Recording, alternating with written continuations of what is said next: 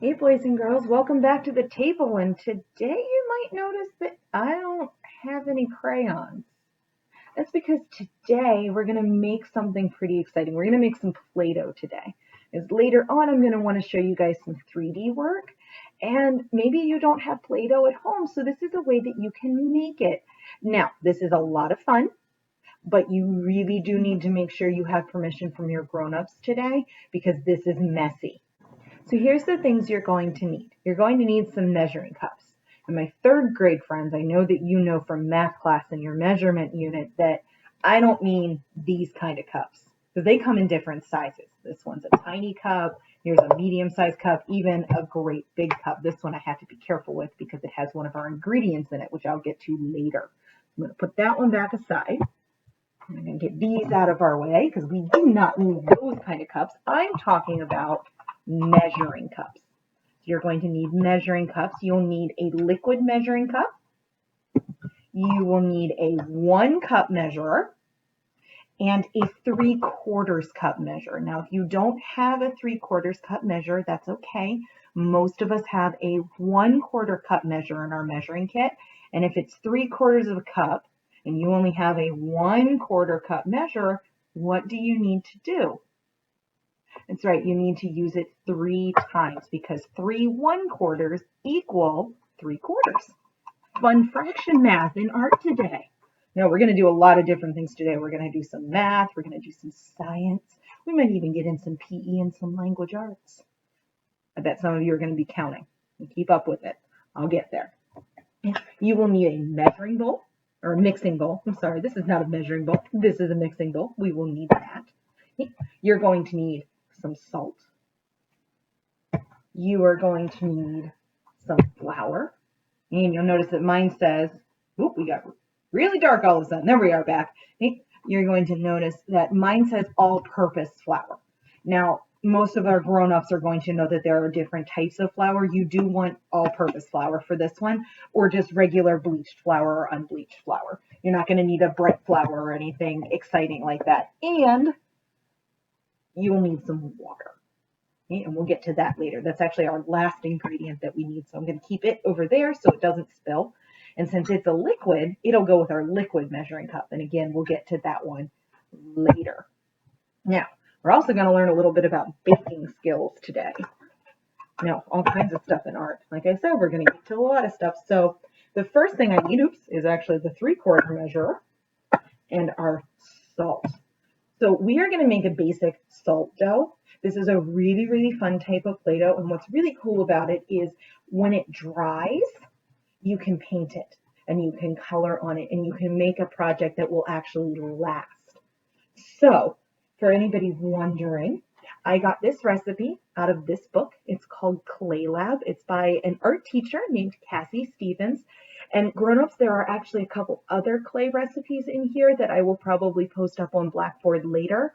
And there are also a whole bunch of projects inside. So if you are interested in purchasing this book, it is available on lots of different places, Amazon. You don't have to. If you're interested in any of the projects inside, I'll probably be posting a couple of those later as well, using the Play-Doh kind of stuff that we're using here today. All right, let's start making some Play-Doh. So the first thing we're going to do is we're going to measure our salt. I have my 3/4 cup measure. Okay, for this project, you are going to need 3/4 of a cup of salt, 1 cup of flour. Hold on, we got to double check the recipe. It's always important to have your recipe on hand when you are working. All right, it is 2 cups of flour. That's important. Can't forget that it's 2 cups of flour. All right, so the recipe that you are going to need is 3/4 cup salt, 2 cups of flour, and 3/4 cup of water. Pretty easy. And we're going to measure our salt first. So you just take your salt and you fill up your measuring cup and kind of shake it a little bit so it's all even.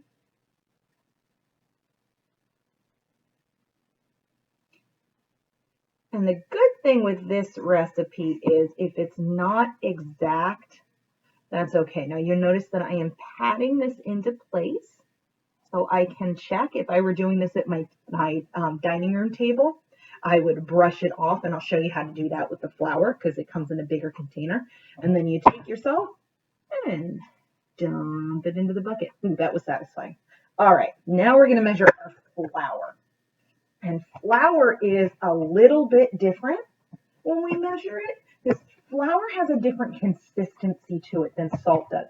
So to measure my flour, I not only have my cup measure, but I have a knife to scrape it. Now, some of you might have fancy baking tools that are actually a scraper.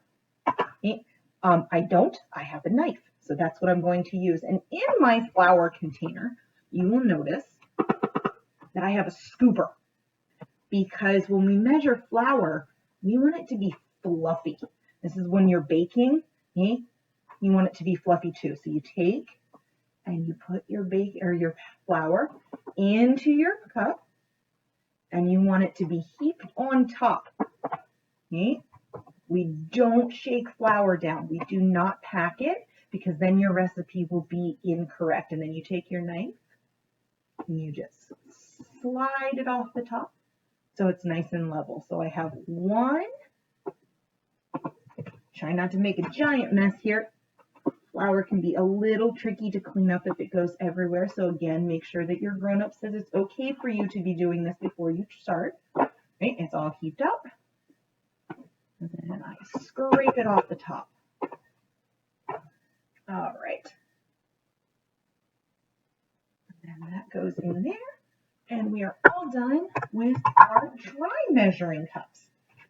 So when you are baking or making anything really that has wet and dry ingredients, so if I were actually mixing up what we call our kiln wash that I use to keep our special clay oven from getting stuff stuck to it, or if I were mixing up paint, I would have liquid and dry ingredients.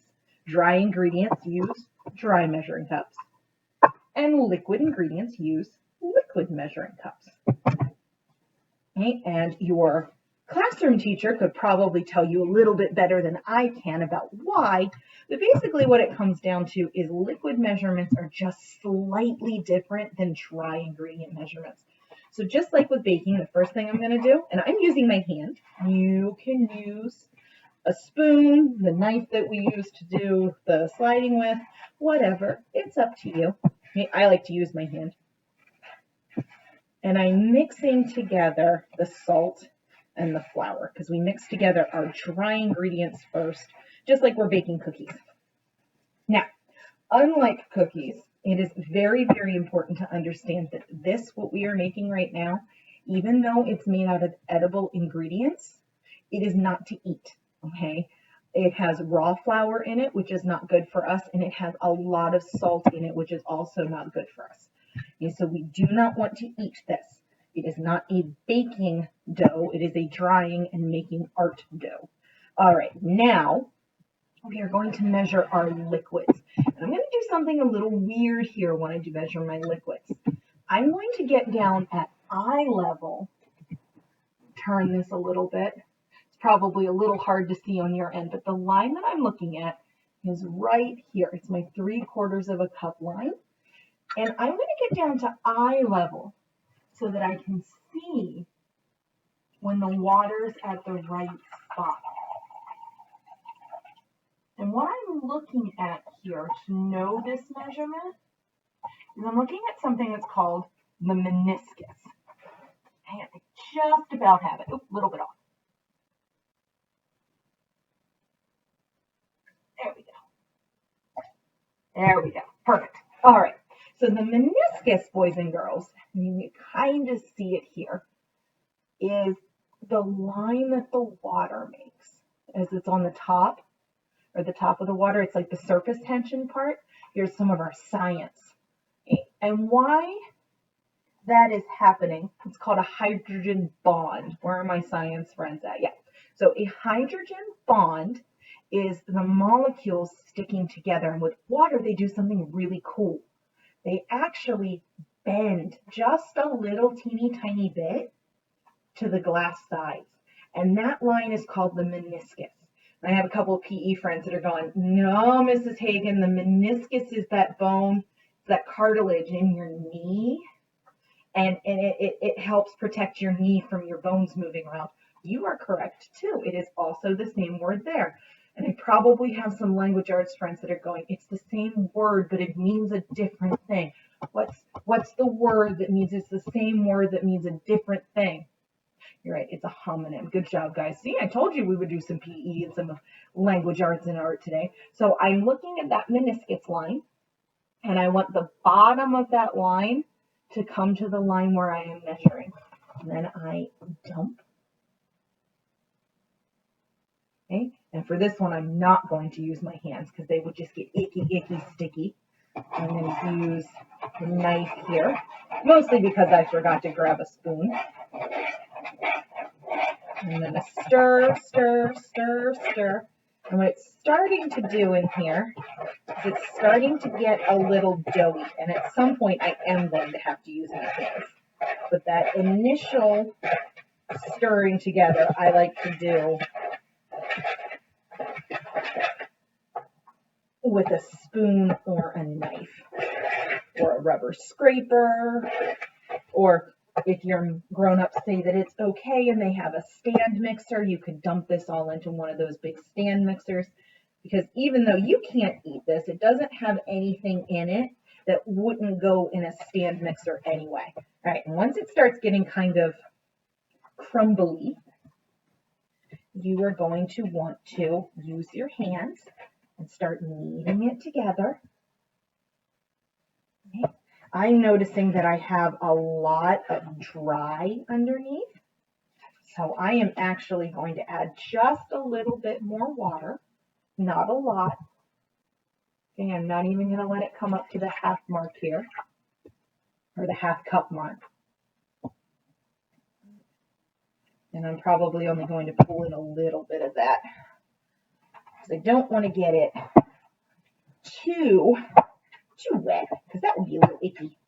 I don't want super wet Play-Doh, but I also don't want to waste ingredients, because that's not being an ethical citizen. I don't like to waste supplies.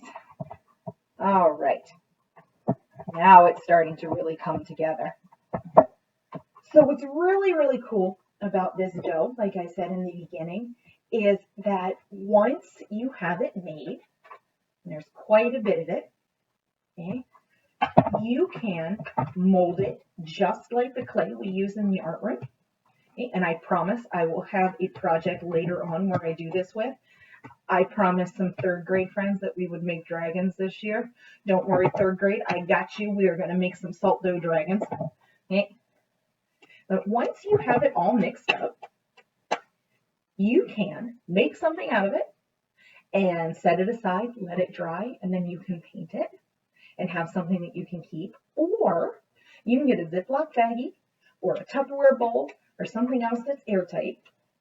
You can put it inside there, and then you can use it like Play-Doh, where you build with it, mush it back together, and then use it again. So this is a really fun and easy type of Play-Doh that you can make, so that you can make lots of fun little art projects with it. And just like always, if you guys want to share with me what you make, go ahead and send me an email with a photograph or tweet it out to KP. I bet we're all ready to get going and making this and get off of this table. So go do a thing.